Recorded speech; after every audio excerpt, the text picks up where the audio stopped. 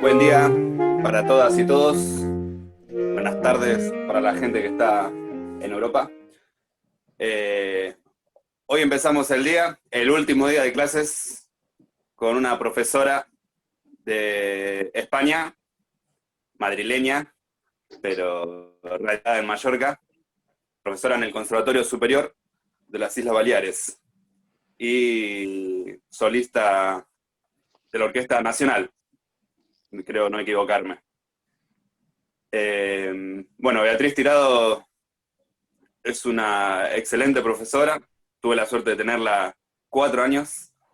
Eh, bueno, no voy a decir más nada, los voy a dejar con ella.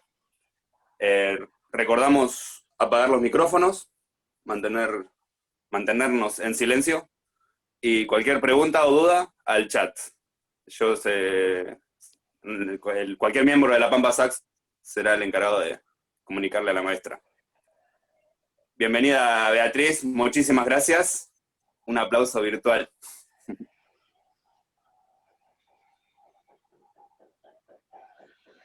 Bea, tenés que activar el micro. Ahora sí. Ahora sí. Gracias, ahora sí, Franco, por la presentación. ¿Qué tal? Buenos días a todos. Aquí es por la tarde. Gracias por el madrugón para asistir a esta conferencia.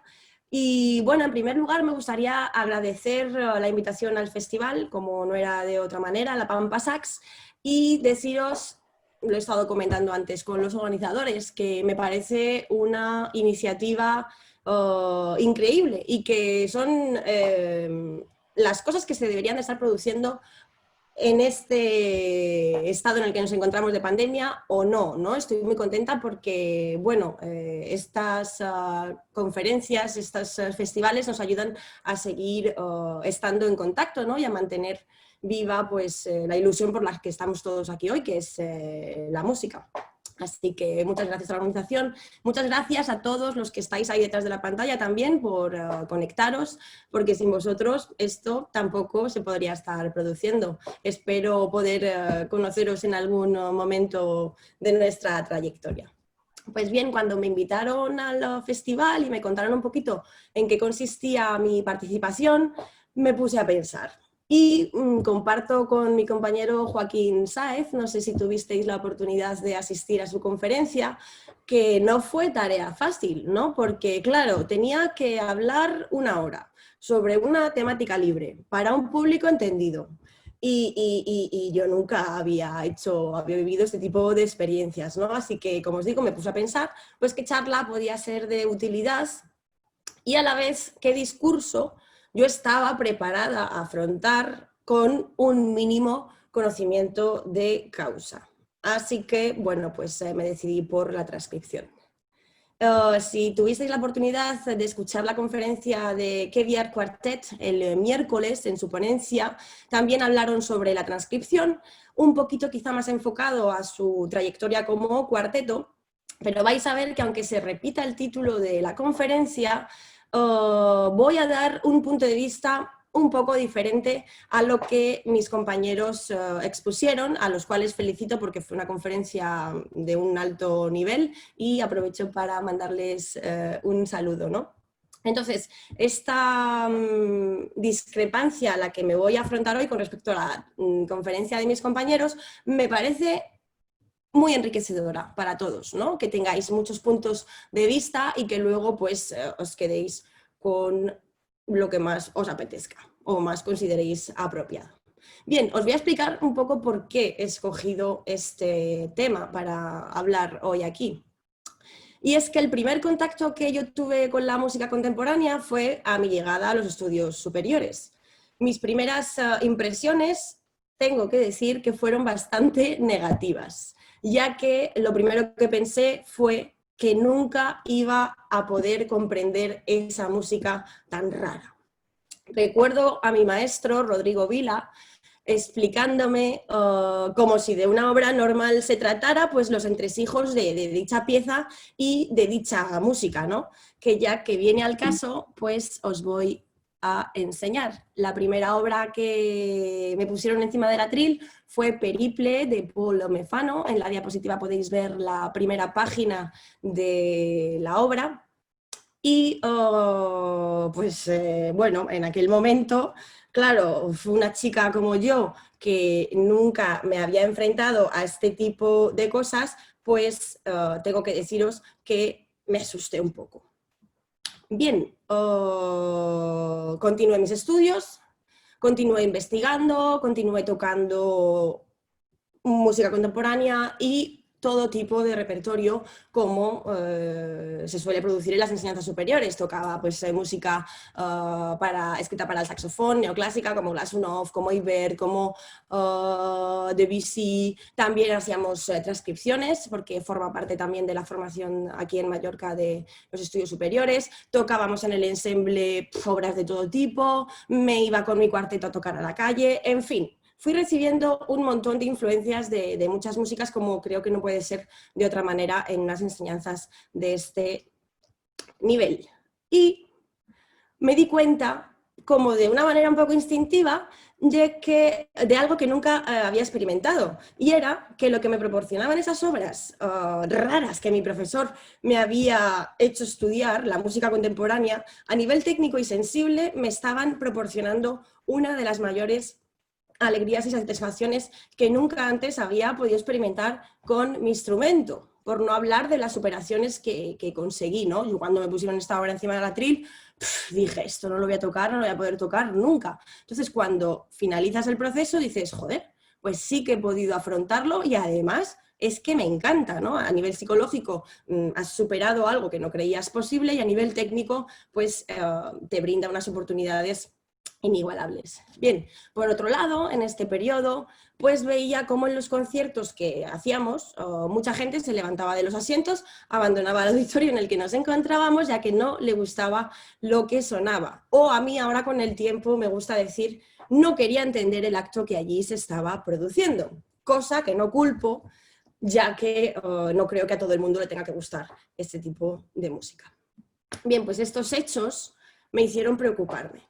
¿Cómo podía ser que yo, que había descubierto una cosa que me llenara tanto como músico y como persona, fuera tan difícil de transmitir, muchas veces incluso hasta con gente de mi propia disciplina o del mundo de la música? Entonces llegué a la conclusión de que teníamos un problema como colectivo y más en concreto con el repertorio para nuestro instrumento. Bien, como digo, este gusto por la música contemporánea me vino de una manera muy natural, muy instintiva. Yo no supe el por qué, no le supe dar una explicación científica hasta tiempo más tarde. Por eso, este es el motivo de mi charla de hoy y es lo que os voy a intentar explicar.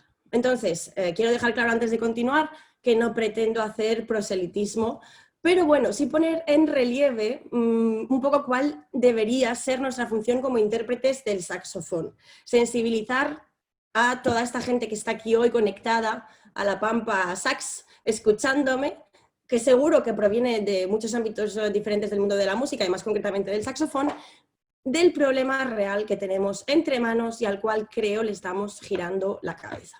Lo que pretendo es dar una visión objetiva de este problema y ya os digo que cada uno después pues, saque sus propias conclusiones. Bien, mi charla de hoy está estructurada en dos grandes bloques.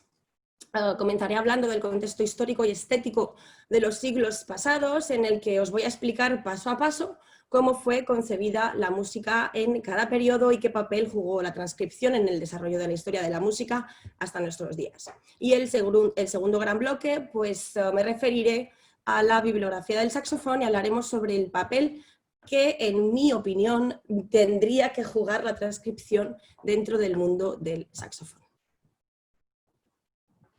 Pues bien, comenzamos con la parte un poco más rollo, ¿no? El contexto.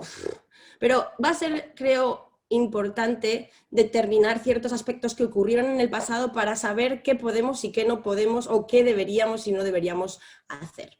Bien, a partir de 1936 se produce un antes y un después. Esta fecha es muy importante que la grabéis en vuestra cabeza porque con el surgimiento de las revolucionarias posibilidades de reproducción mecánica del sonido, empezaría a ser habitual algo que tan familiar nos resulta hoy en día, que era escuchar una obra de música en cualquier momento gracias a los medios de reproducción técnica cada vez más avanzados. Es decir, se produjeron avances tecnológicos como la grabación, la radiodifusión, que cambiaron por completo el panorama musical hasta el momento. Las personas que vivían en esta época de repente tuvieron acceso al gramófono para escuchar música o la radio, la televisión y más tarde la música digital en discos compactos. Entonces, este momento es muy importante. De repente la gente tenía acceso a todo tipo de música o casi todo. Hoy en día tenemos acceso a todo. Bien, ¿qué estaba ocurriendo anteriormente, durante los siglos pasados? Sin embargo, el acceso a la música solamente era posible en aquellas ocasiones más bien raras en que un grupo de intérpretes la ejecutaba en vivo, en un concierto público, pues en una ceremonia religiosa o en una celebración civil. Esta circunstancia, además, unida a la eclosión primero del clave y después del piano como instrumentos domésticos, provocaron la implantación de una práctica cotidiana como era la de arreglar para teclado o para pequeños grupos instrumentales, obras que originalmente habían sido compuestas para formaciones más amplias, desde obras de cámara, sinfonías, extractos de ópera, en fin, un sinfín de música. Solo así, pues muchos aficionados podían oír, incluso a veces interpretar ellos mismos, aunque fueran versiones sucedáneas, versiones cambiadas, obras que de otro modo les resultaría inaccesible.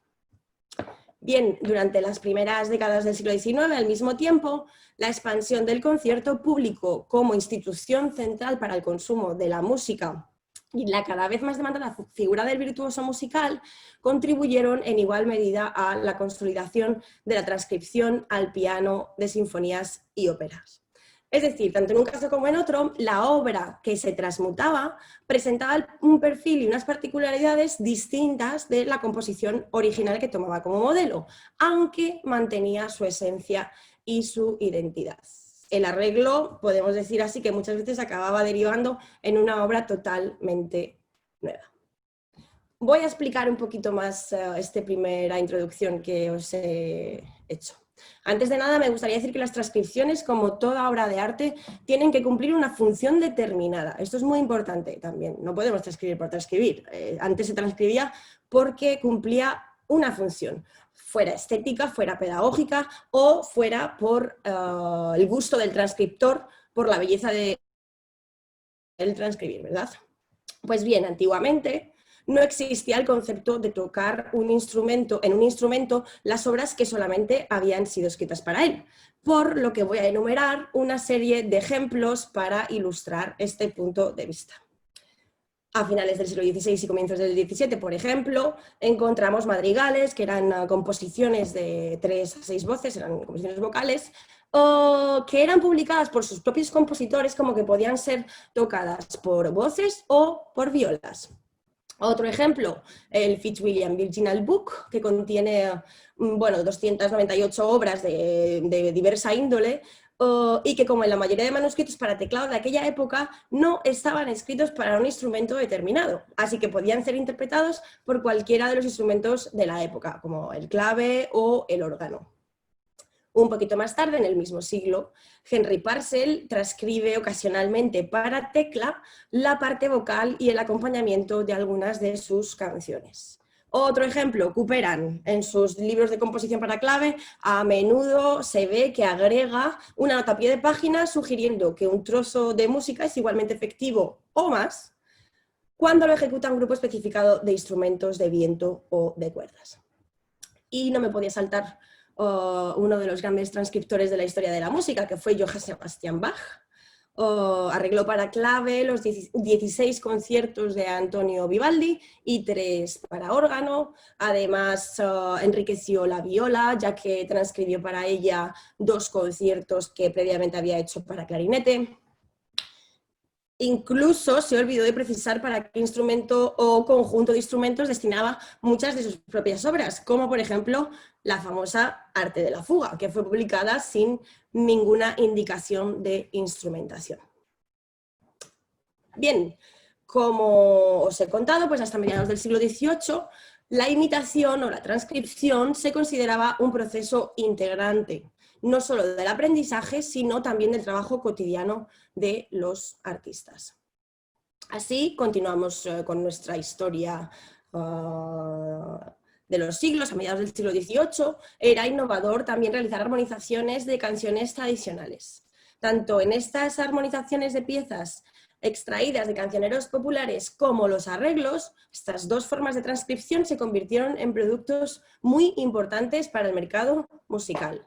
Los arreglos del folclore, digamos, traían los aires del campo a la ciudad, mientras que los arreglos permitían la difusión de obras concertantes, de sinfonías, de óperas, que de otra forma no hubieran salido de un circuito muy cerrado, lo que las hubiera hecho además menos rentables de lo que ya eran. Bien, ambos ejemplos son formas de reproducción de la música, que estaban asociados al progreso técnico en la edición de partituras, por un lado, y a la fabricación de instrumentos, por otro, lo que produjo la consiguiente democratización del consumo de la música. Y en consecuencia, todo esto devino en un aumento de personas musicalmente alfabetizadas. Luego voy a hacer un resumen.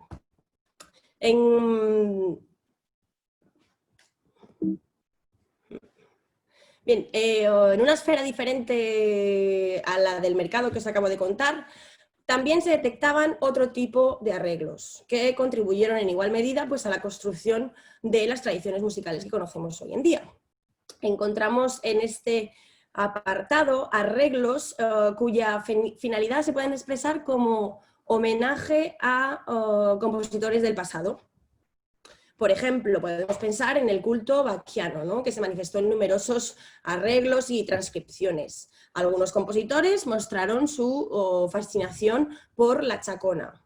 Así, Brahms, por ejemplo, hizo su propia transcripción de la chacona, que pertenece a la partita número 2 para violín solo, en re menor, solo para la mano izquierda del piano. Esto es importante. Esta chacona, que ahora vamos a tener la oportunidad de escuchar, es considerada una de las cumbres del repertorio para violín solo, siendo una de las piezas más difíciles compuestas para este instrumento. Se incluye habitualmente como pieza obligatoria en las competiciones de violín de todo el mundo.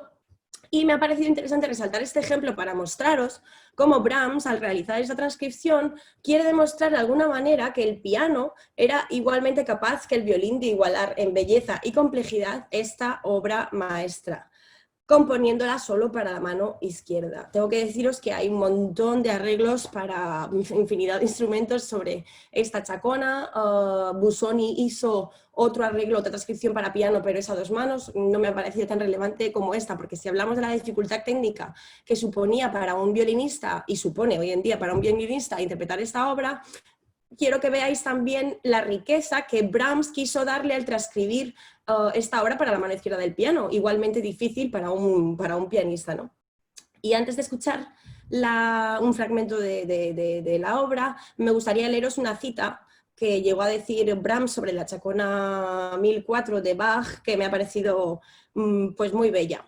Dice Brahms: la Chacona 1004 de Bach es, en mi opinión, una de las más maravillosas y misteriosas obras de la historia de la música. Adaptando la técnica a un pequeño instrumento, un hombre describe un completo mundo con los pensamientos más profundos y los sentimientos más poderosos. Si yo pudiese imaginarme a mí mismo escribiendo o incluso concibiendo tal obra, estoy seguro de que la excitación extrema y la tensión emocional me volverían loco. Bien, voy a poner al menos 5 minutos de la pieza porque me parece interesante ver cómo se va complicando técnicamente para el piano esta transcripción que Brahms hizo sobre la chacona de Bach.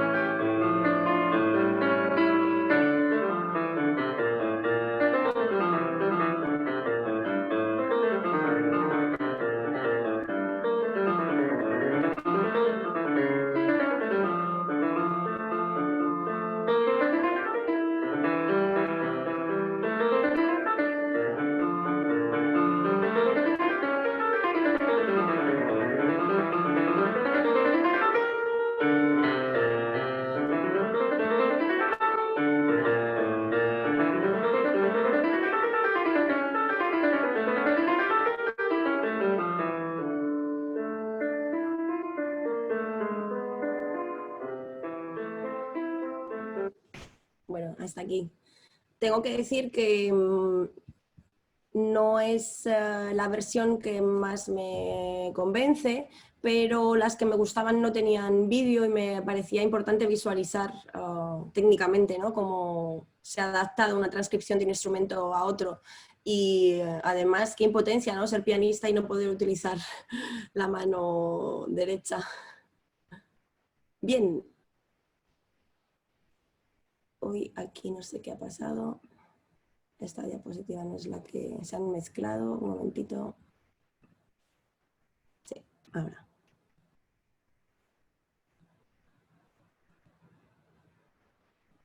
Ahora cargará.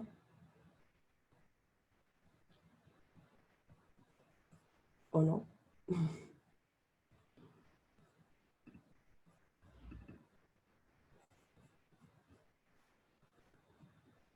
Sí, a ver, un momentito, que no sé por qué no carga. Darme un segundo. Aquí estamos.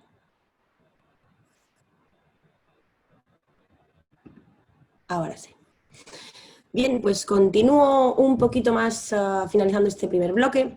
En el siglo XX, cuando la noción de autor y la conciencia de historicidad se modifican con respecto al siglo anterior, podemos encontrar versiones muy consistentes de la práctica del arreglo. Por ejemplo, he elegido una transcripción de Hans Zender. Bien, tal vez esta recomposición del ciclo Winterreise a partir de Franz Schubert sea la más representativa de este compositor. Para el compositor alemán, la transformación a la que somete la partitura original de Schubert la define con la expresión interpretación compuesta. Vemos cómo están cambiando los conceptos de cómo se asume la obra o quién es más importante, si el que toca o la música, ¿no? Entonces, esta expresión de interpretación compuesta él lo explica de la siguiente manera: lo que para el cantante y el pianista fue una elección interpretativa en el momento en el que Schubert compuso esta pieza, en su caso se ha convertido en una nueva técnica de composición. El color no es el único elemento que Zender altera, sino al realizar esta transcripción transforma,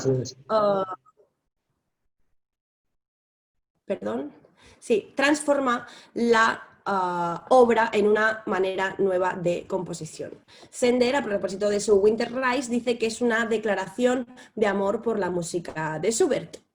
Con su interpretación compuesta, el compositor y director Zender presentó mucho más que una versión orquestal del monumental ciclo de canciones de Franz Schubert. La versión de Zender saca a la luz las voces interiores ocultas en la obra y hace audible la audaz anticipación de Schubert sobre el futuro musical. Bien, ¿quién le iba a decir a Schubert que en el siglo XX iba a venir un señor a hacer esto que vais a escuchar a continuación con su Winterreise?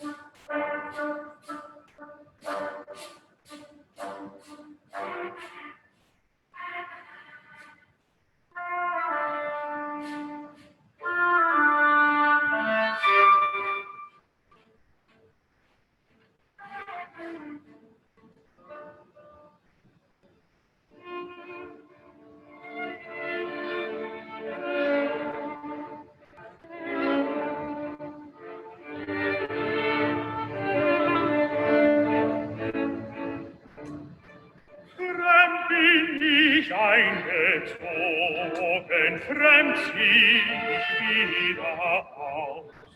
Der Mai war mir gewogen mit manchem Blumenstrauß. Mädchen sprach von Liebe, die Mutter gar von ihm. Das Mädchen sprach von Liebe, die Mutter gar von ihm. Nun ist die Welt so trübe, der Weg gehüllt in Schnee. Nun ist die Welt so trübe, der Weg gehüllt in Schnee.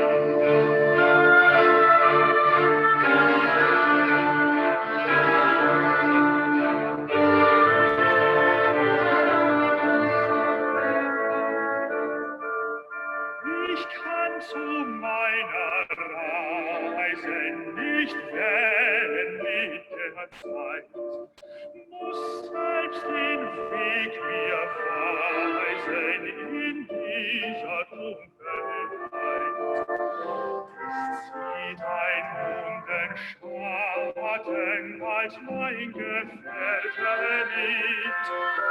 Es zieht ein Mondenschatten, als mein Gefährte liegt. Und auf den weißen Matten such ich des Wildes Trieb. Und auf den weißen Matten such ich des Wildes Trieb.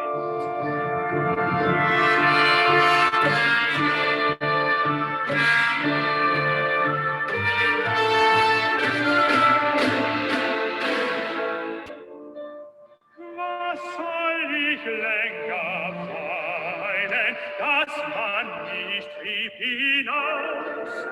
Lass ihre Hunde heulen fort, lass ihre Hunde heulen vor ihrem Herrenhaus.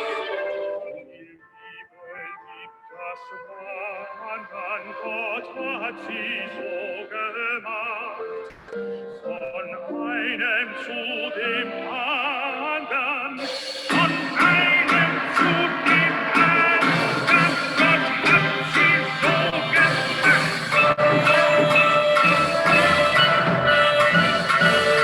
Die Liebe liebt das Wandern, mein Liebchen, gute Nacht.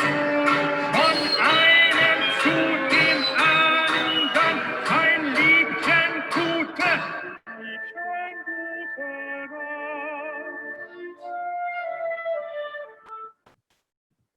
Ok, he querido dejar 7 minutos de vídeo precisamente para llegar a este momento en el que explota la transcripción, el cantante tiene que llegar a coger un micrófono, es muy gracioso, ¿no? Imagínate en la época de Schubert todo esto, pero y cómo a la vez es enriquecedor en sí mismo, ¿no? Como transcripción, o al menos a mí me lo parece. Bien, a continuación me gustaría enumerar otros ejemplos de transcripciones que han pasado a la historia debido al buen gusto y acierto con el que fueron hechas. Uno de los ejemplos más conocidos es el arreglo que Ravel hizo para orquesta sinfónica sobre cuadros de una exposición de Modest Mussorgsky, que fue compuesto inicialmente para piano. Un ejemplo más contemporáneo lo encontramos con Stravinsky y la transcripción que él mismo hizo de la consagración de la primavera para poder ser utilizada en los ensayos de ballet. No podía saltarme otro de los grandes transcriptores del siglo XVIII, Franz Liszt.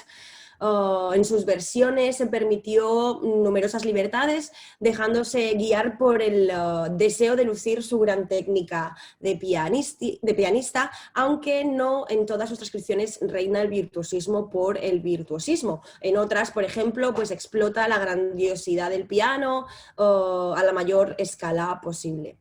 Además, arregló para piano diversas obras de otros compositores de diferentes géneros, como preludios y fugas para órgano de Bach, que no son consideradas sus más felices transcripciones, pero bueno, ahí están y ahí constan. Otro capítulo importante a resaltar dentro de la transcripción listiana son las transcripciones realizadas sobre temas de ópera, y además, como sentía una gran admiración y simpatía por su amigo Richard Wagner, pues le llevó muchas páginas de sus óperas al piano, ¿no? Esto significó una gran difusión para la obra del compositor, que a través de Liszt se dio a conocer no solamente en el marco del teatro y de la ópera, sino también en el salón del concierto, por mediación de las transcripciones que su amigo Liszt hacía de sus obras. Otro ejemplo, Manuel de Falla también transcribió para piano varias danzas de La vida breve, El amor brujo, El sombrero de tres picos. Bien, dado que el piano se convirtió en un instrumento muy popular, pues existe una amplia literatura que ha surgido de las transcripciones y arreglos para piano de obras que se han hecho, que eran para conjuntos de cámara o de orquesta. Estas obras normalmente les solemos llamar reducciones de piano, como por ejemplo la conocidísima Rhapsody in Blue de George Gershwin, que fue compuesta originalmente para piano solo y banda de jazz, y que fue transcrita unos años después, en 1946, por Fer de Groffé para piano y orquesta sinfónica. En este caso no os voy a poner la transcripción, sino os voy a poner el original, que me parece mucho más divertida. Creo que este vídeo, a ver si funciona, si no, sí, esto me lo esperaba, pero lo tengo por aquí preparado. A ver, un momentito. Aquí está.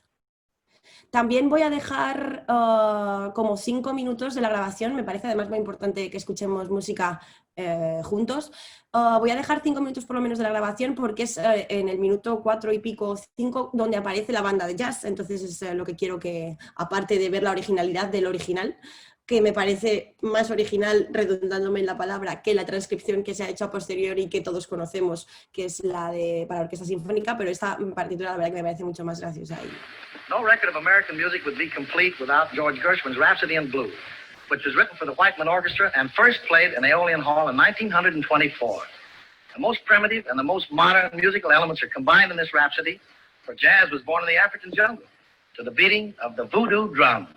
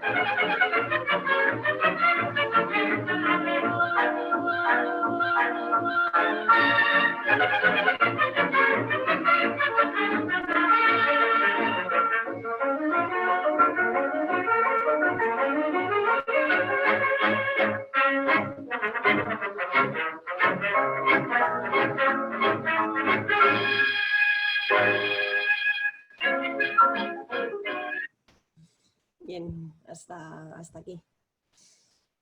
Como anécdota contaros que esta película, bueno, es que era una revista musical estadounidense, pero que las revistas en ese momento se denominaban a espectáculos, ¿no? Y tenían diferentes sketches y tal. Entonces, en esta película querían hacer la presentación de Rhapsody in Blue. Entonces, la película se filmó con uno de los primeros métodos de filmación de Technicolor, que solamente consistían en el verde, con los colores verde y rojo. Entonces, claro, querían hacer la superpresentación de la Rhapsody in Blue, la Rhapsody en azul, y no les salía el color en la televisión, ¿no? Dicen que salía como un color azul pavo real. Entonces, después se pusieron a trabajar en ello y aplicando diferentes filtros y técnicas de filmación pudieron conseguir que el piano saliera azul, que las chicas fueran azules, etcétera, etcétera. Muy bien, voy a ver si puedo volver. Sí. A ver, porque me gustaría poner esto.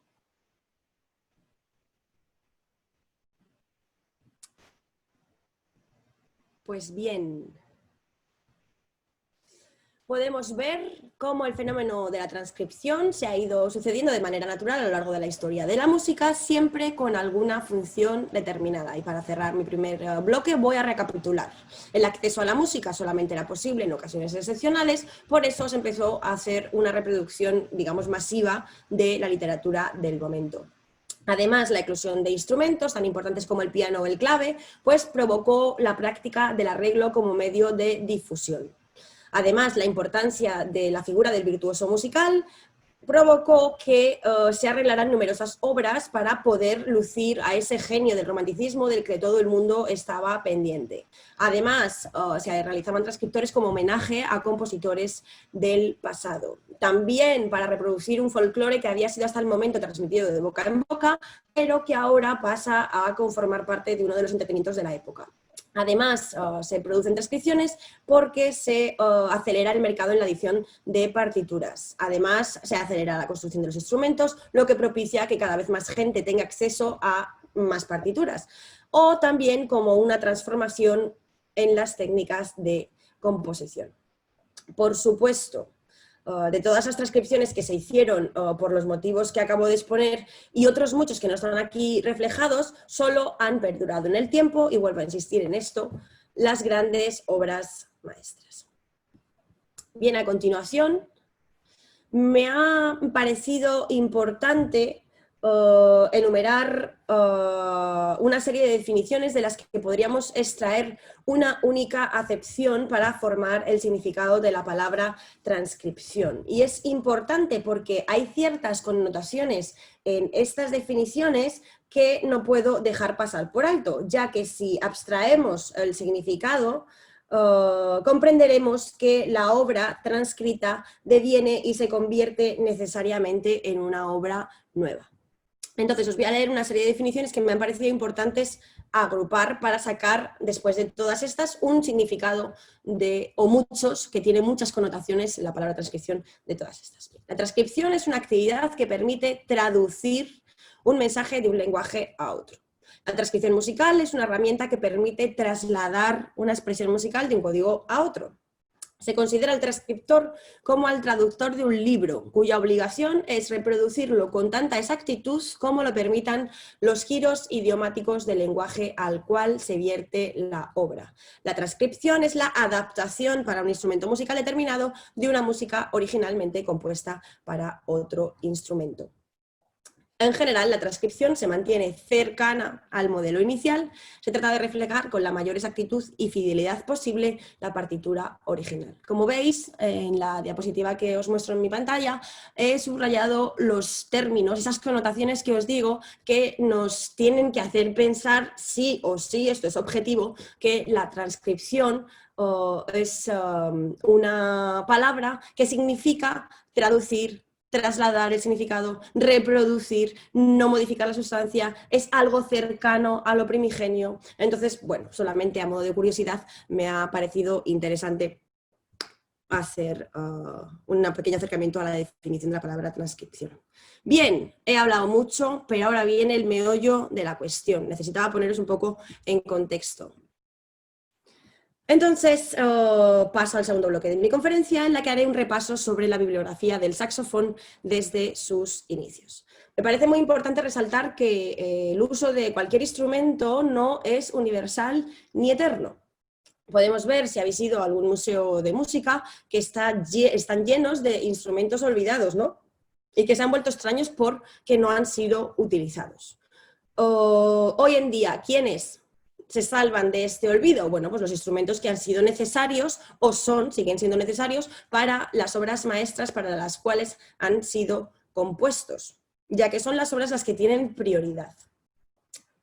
Yo qué sé, se me ocurre este ejemplo, la plantilla de la Orquesta Sinfónica está conformada como está conformada debido a que ha habido obras compuestas para pues, las flautas, los oboes, los fagotes, los clarinetes, esto es algo obvio, los violines, las violas y todos los instrumentos que conforman la plantilla de la Orquesta Sinfónica tal y como la conocemos hoy en día. Los instrumentos que no han sido utilizados se han eliminado.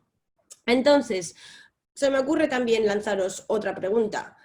Conocéis el arpellone, ¿no? ¿Por qué este instrumento no ha pasado a formar parte de los instrumentos de hoy en día, cuando además le han dedicado grandes obras maestras como la de Franz Schubert? Bueno, pues porque en su momento estas obras no fueron interpretadas por arpellones, sino en su mayoría fueron interpretados por violonchelos. O otro ejemplo bastante revelador, el clave, ¿no? ¿Por qué hemos recuperado el clave, que fue muy importante durante los siglos XVII y XVIII, pero que fue olvidado posteriormente y hoy en día se lleva un siglo y pico ya volviendo a fabricar y a utilizar? Bueno, pues porque el clave como instrumento es necesario para las numerosas obras maestras compuestas para él a lo largo de los siglos. Y porque para escuchar estas obras hoy en día en su verdad artística y en su valor intrínseco no se puede prescindir de él. Entonces, después de estos antecedentes, os tengo que decir que el saxofón no es una excepción a la regla. Sin obras maestras idiomáticas que lo caractericen, el futuro del saxofón no puede estar asegurado por mucho tiempo. Las primeras composiciones que siempre se han destinado cuando se inventa un instrumento nunca han surgido de las posibilidades instrumentales que el propio instrumento puede tener. Es decir, cuando inventaron el piano, las primeras obras que se compusieron para él estaban ligadas a la técnica y a las influencias del clavecín.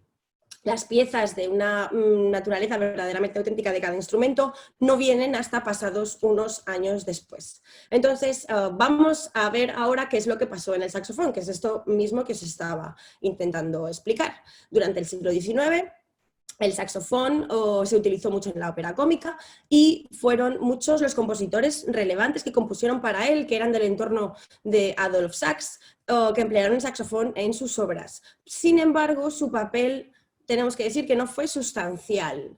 no se diferenciaba de los papeles de los otros instrumentos, siempre se doblaban voces o se utilizaban para sostener armonías, o entonces sin ningún peso específico el saxofón no tenía relevancia, ¿verdad? Otro repertorio en esta época, cuando recién estaba inventado, lo constituían los solos de concursos, conjuntamente con arreglos de óperas famosos. No podemos olvidar el auge que la ópera italiana tuvo en el siglo XIX, así que autores como Rossini, Verdi y Puccini pues eran transcritos por los propios intérpretes del saxofón que ejecutaban las arias más conocidas de sus óperas. Pero seguía siendo un instrumento marginal.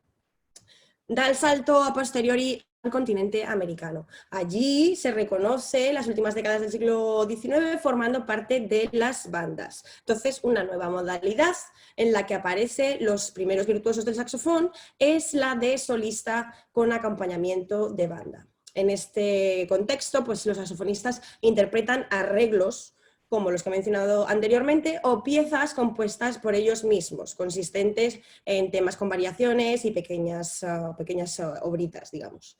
1858, Jean-Baptiste Singuelet compone el primer cuarteto para saxofones, por fin, pero tengo que decir que le da un rol similar a cualquiera de los instrumentos que hasta el momento se conocían, por lo que tampoco fue muy novedoso, pero con dos excepciones. Y fue el acorde famoso que todos deberíamos o conocemos del inicio, que estaba con un crescendo y con un decrescendo. Esto sí que fue realmente novedoso. Esto fue lo que a la gente le impactó, porque era algo que no habían oído anteriormente en otros instrumentos ni en el saxofón. Y otra peculiaridad de esta obra es la capacidad de cada uno de los instrumentos para comportarse como solista que otorgó Singuelet. En algunos momentos salían como solistas, entonces podemos decir que estas dos características de este primer cuarteto para saxofones de Singuelet fueron los primeros idiomatismos del saxofón. A continuación, las 300 partituras que se han compuesto en el siglo XIX no se desvían de este principio de imitación y de copia que os estoy contando. Todos los saxofones en este momento tocaban como flautas o como clarinetes. Y esto fue una actitud que Adolphe Sax criticó al entonces director del Conservatorio de París. Y Sax dijo que la voz del saxofón no es ni la de la flauta, ni la del clarinete, ni la del fagot. Continuamos un poquito con la bibliografía del instrumento. Alexander Glazunov, uno de nuestros grandes compositores, compuso su cuarteto Opus 107 para cuarteto de saxofones, en el que comparó los saxofones con instrumentos de cuerda, preocupándose un poco más tarde sobre los problemas de la respiración que dicha obra tenía.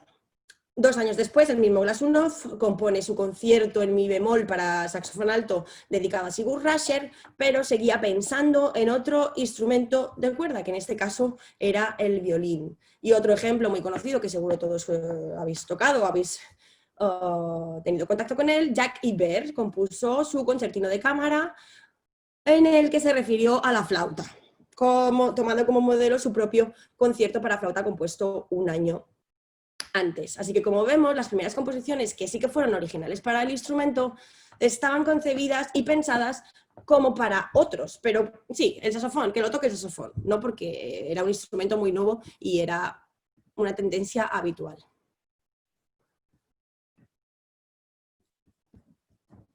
Entonces, el deseo formulado por Adolphe Sax se cumplió con la adopción por fin del saxofón en el jazz. Son los músicos de jazz estadounidenses, libres de todo prejuicio, quienes descubren los aspectos más secretos del instrumento. Así podemos afirmar que son los primeros inventores de la música idiomática del saxofón. ¿Qué ocurrió? Pues que el jazz mostró el timbre del saxofón a los diferentes compositores que, fascinados por su sonoridad, lo incluyeron dentro de sus obras orquestales. Entonces, a partir de 1930, la utilización dentro del marco orquestal crece sustancialmente y se conforma una tímida integración en la denominada música culta, que con el tiempo se incrementará en la música contemporánea. Así, esta revolución se materializa por primera vez en 1970 con la sonata para saxofón alto y piano de Denison Denisov, seguida de piezas sustanciales de otros compositores como François Rosset, Paul Mefano, Christian Loba y otros muchos que conocemos hoy en día. Bien, a partir de este momento, dos tipos de obra originales se estaban codeando dentro del mundo del llamado saxofón clásico, y lo define muy bien Jean-Marie Londex, con el que he tenido la oportunidad de intercambiar algunas masterclasses y algunas conferencias. Y él dice que hay que diferenciar entre la música del saxofón, que hace necesario el instrumento en su singularidad, y la música para saxofón, como las piezas estas que hemos estado comentando, que estaban pensadas para otro instrumento, pero que las tocábamos nosotros porque no las componían para saxofón. Y aunque os parezca mentira, estoy terminando. Entonces, os voy a terminar de contar mi historia personal con la que he iniciado mi charla de hoy. Esta música rara que os he contado, que me producía esa satisfacción y esa alegría, como no podía ser de otra manera, porque era música auténtica que había sido destinada y pensada para nuestro instrumento en particular. No había sido ni prestada, ni copiada, ni compuesta para otro instrumento para ser validada a posteriori en el saxofón. Era por eso, no lo sabía, pero era por eso que me gustaba tanto. Eran y son las obras que hacen que el saxofón sea auténtico y esencial en sí mismo. Y os digo, a ver, por supuesto que no pasa nada por hacer transcripciones con un instrumento, sea cual sea, pero no da tan igual, o a mí me lo parece, que se cree una rutina de transcribir obras para nuestro instrumento, sabiendo la poca literatura que tenemos, que además hemos visto que más de la mitad de esta bibliografía que adoptamos como única del saxofón, como nuestra, no fue pensada para nuestro instrumento. Entonces, además, quería comentar que hay un problema añadido, y es el problema que hay hoy en día con la música actual.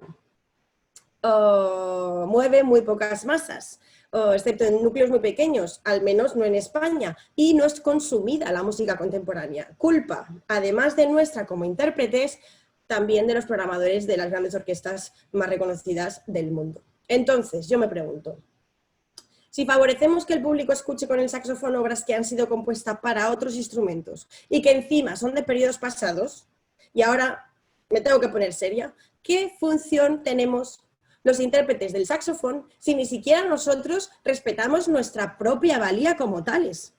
Entonces, no sé, ¿para quién transcribes? ¿Para ti o para el público? Pensar y justificar que se realizan transcripciones para contentar a un público que lo único que quiere son escuchar melodías bonitas, bajo mi punto de vista, es un error. Es como alimentar el ego de una persona ególatra, ¿no? Entonces, para llegar a acostumbrar al público e incluso a nosotros mismos de algo que es tan novedoso y tan raro como la música actual, el cual dicho proceso está en sus inicios de vida y es necesario que pasen muchos años para que cale en la sociedad, o a lo mejor no, es necesario que fomentemos los conciertos con música del saxofón y suprimir la cantidad de obras no originales. Pero es un ejercicio, creo, que deberíamos trabajar muy profundamente, como todo lo auténtico y lo importante, que necesita de un fuerte esfuerzo, ¿no? Yo, mira, reconozco que me he aburrido en conciertos de música contemporánea muchas veces y he disfrutado tocando transcripciones, mucho. Pero es un proceso, creo que por integridad personal de los saxofonistas debería de nacer primero en nosotros para después poder llegar a transmitirlo, como todo en la vida, como la buena música, que primero la sientes y luego la transmites. Parece un punto de vista muy radical, no os asustéis, pero voy a suavizar mi discurso diciéndoos que yo también toco transcripciones y me parece que, por ejemplo, dentro del campo de la pedagogía son fundamentales, incluso para algún concierto, pero como digo, tienen que ser en su justa medida. Además, mañana en el concierto que se emitirá a través de la fanpage, vais a ver que he elegido precisamente una transcripción para, bueno, para daros una de cal y una de arena. Bien, este punto de vista del que hoy os he estado hablando es difícil de pensar fríamente porque, como os decía antes, por supuesto que no pasa nada si transcribes música, no te vas a morir. y además imaginaos en un supuesto un poco feo en el que nuestro instrumento desaparece. Nosotros no vamos a estar aquí para vivirlo. Entonces, pues bueno, es como que nos da un poco igual, ¿no? Pero como decía antes, si echáis la vista atrás, tenemos muchos instrumentos olvidados en nuestros museos. No quiero ser agorera, pero... Y además también pienso que qué egoísta es frenar este desarrollo incipiente en el cual nuestro instrumento se ha posicionado a lo largo de la historia, ¿no? ¿Por qué negar una realidad tan evidente y no hacerlo progresar? Creo que son errores que solo pueden derivar de la especie. Y hasta aquí mi charla de hoy. Luego, Bea, muchísimas gracias por la charla. Súper interesante. Si querés, tenemos algunas preguntitas. Sí. Para ¿Puedo responder. dejar de compartir pantalla, Franco? Sí, sí, sí. ¿O no? Ok. Sí, te escucho. A ver. Joaquín Moreno pregunta, maestra, ¿existen estudios como para adentrar a la música contemporánea?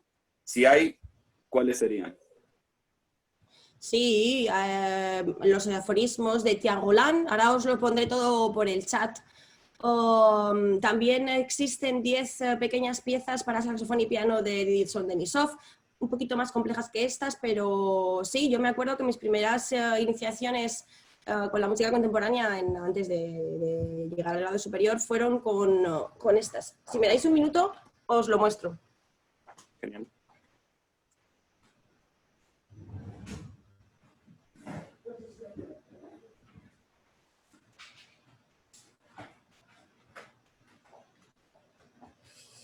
Creo que los... Sí, aquí están. Creo que los conservo. De todas maneras, ahora os los pondré en el... Etienne Golan es un compositor o improvisador francés que desarrolló una técnica de improvisación muy divertida y tiene estos pequeños estudios, son aforismos y vienen muy bien para empezar a familiarizarte con el lenguaje contemporáneo. Si se me ocurre alguno más, lo pondré todo en el chat. Genial, maestra. Hay otra de Daniela. ¿Podés establecer nuevamente la diferencia entre música para y del saxofón? Sí, mira, la música para el saxofón fue de la que he estado hablando al principio de mi segundo bloque, es decir, la música que fue pensada, que fue escrita para saxofón, pero que fue pensada en realidad en otro instrumento. ¿Por qué? Porque el saxofón todavía se encontraba en sus inicios de invención, ¿no? Acababa de venir a la vida. Entonces la gente no lo conocía muy bien, los compositores no sabían muy bien cómo funcionaban, pero sí conocían ya el clarinete, conocían la flauta. Entonces empezaron a componer música para el instrumento, para el saxofón, pero estaba realmente pensada para las técnicas de otros instrumentos. Entonces, esto es música para saxofón, pero que fue concebida con otros instrumentos. Sin embargo, la música del saxofón ha sido realmente la música que se ha compuesto con los idiomatismos que el instrumento requería, que generalmente suele ser música ya contemporánea. O sea, música para el saxofón, por supuesto que es propia del repertorio, como Glazunov, como Iber, pero fue pensada para otros instrumentos. Y música del saxofón es la música idiomática, la que ha explotado los recursos del instrumento en su máximo esplendor. Genial. Por ahora no hay ninguna pregunta. Si alguien tiene otra más, es el momento. Tengo que decir, bueno, es que te podría decir muchísimas cosas porque es un tema es un tema un poco complicado, porque mucha gente puede pensar que esto de no transcribir música es una opinión subjetiva que yo tengo, ¿no? He intentado explicar y dar las pues, justificaciones de por qué antiguamente sí se hacía y no porque antiguamente se hiciera tenemos que sentirnos valientes de poder hacerla ahora.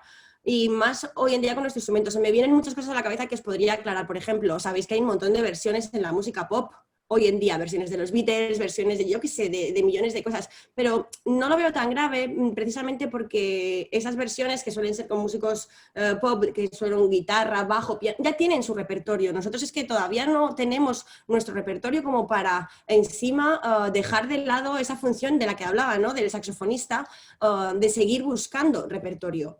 Entonces, pues, y luego también os quería comentar que tengo un montón de amigos, es que vivimos como en un limbo un poco raro los saxofonistas, porque no tenemos repertorio, el original que tenemos compuesto para nosotros no nos gusta mucho porque es música contemporánea y además hacemos transcripciones, es que nos estamos cargando el sentido del porqué del instrumento, ¿no? Entonces, tengo un montón de amigos que son músicos, que es que para nada, por ejemplo, un pianista para nada hace transcripciones, o sea, su mundo musical se mueve dentro de la música actual, en festivales en Europa de música actual, o sea, no hablan de transcripciones. Tengo otro amigo que cuando hablas con él es que ni entiendes de lo que está hablando porque te habla de compositores, de festivales súper modernos todos, de los que no tenemos ni idea y de los que deberíamos de formar parte. Entonces, no sé por qué.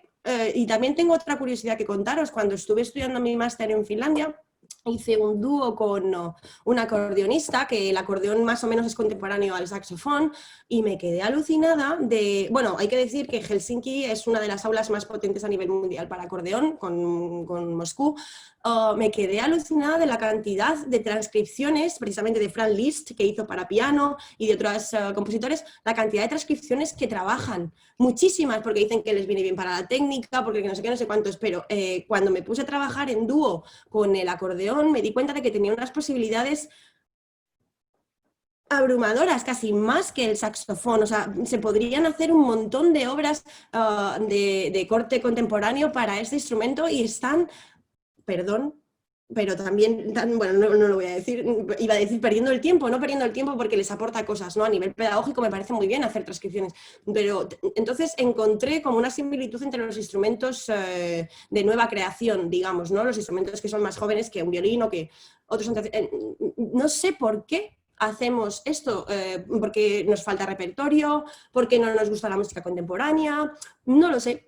Y luego quería añadir otra cosa. He tenido bastantes conversaciones con François Roset, que es un compositor también improvisador francés, y me hace mucha gracia y es bastante recurrente ahora, ¿no? Y me parece muy ejemplificador lo que os voy a contar. Él siempre dice que ha dejado de ir a los conciertos de orquesta, de las orquestas en general, ¿no? Porque es que está cansado de escuchar música del pasado. Dice, oye, dices, ¿qué vamos andando por la calle con pelucas? Como si fuéramos en la época de Bach o de Mozart. Dice, no, dice, porque tenemos que seguir escuchando la música del pasado, ¿no? Se enfada mucho con este tema. Entonces, que sepáis y que abráis un poco también la mente y luego saquéis vuestras conclusiones de que hay círculos que están por ahí un poco perdidos, muy interesantes sobre música actual de hoy en día. Y se me ocurren también otros ejemplos. Por ejemplo, tenemos un auditor hoy, Guillermo Schiavi, que compone música hoy en día y no necesariamente tiene que ser contemporánea, pero es música compuesta hoy en día, original para nuestro instrumento. Jolines, ¿por qué no buscamos por ahí la solución a nuestros problemas, ¿no? En vez de seguir transcribiendo Bach? Pero bueno, que yo también toco transcripciones, no quiero decir lo contrario. Así que, pues nada, bueno, espero haber iluminado una parte de vuestro pensamiento sobre la transcripción. Quiero dar las gracias otra vez a todos los que estáis ahí detrás, porque a todos. Y nada, espero que nos podamos ver muy pronto. No sé si hay más preguntas, Franco. No. Gabriel dice, hola. De todas maneras, hoy, con lo que conocemos en recursos técnicos del instrumento, podríamos ya escribir para saxo música de siglos pasados. Creo que se refiere a lo que acabas de decir, ¿no?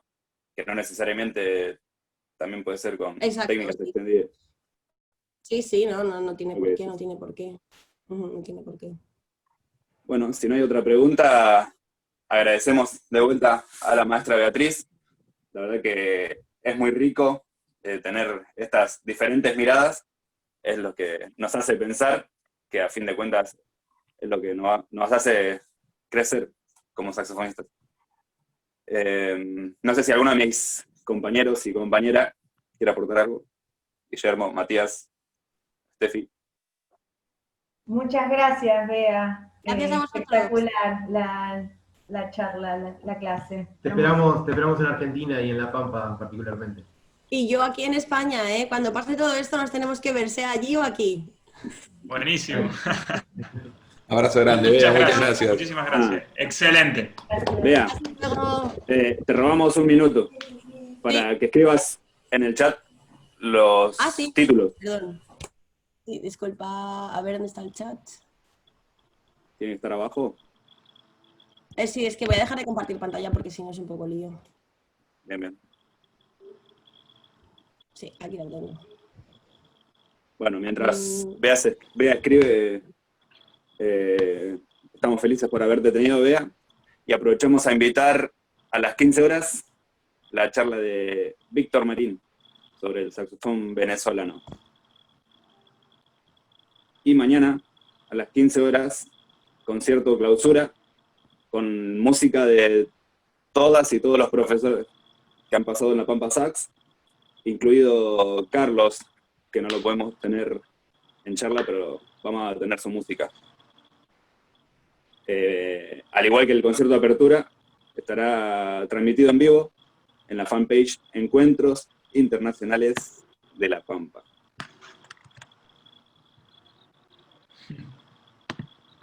Pues por aquí lo pongo, ya lo tenéis por ahí puesto.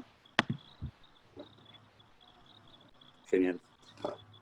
A ver, voy a aprovechar para hacer una foto y ya también os dejo.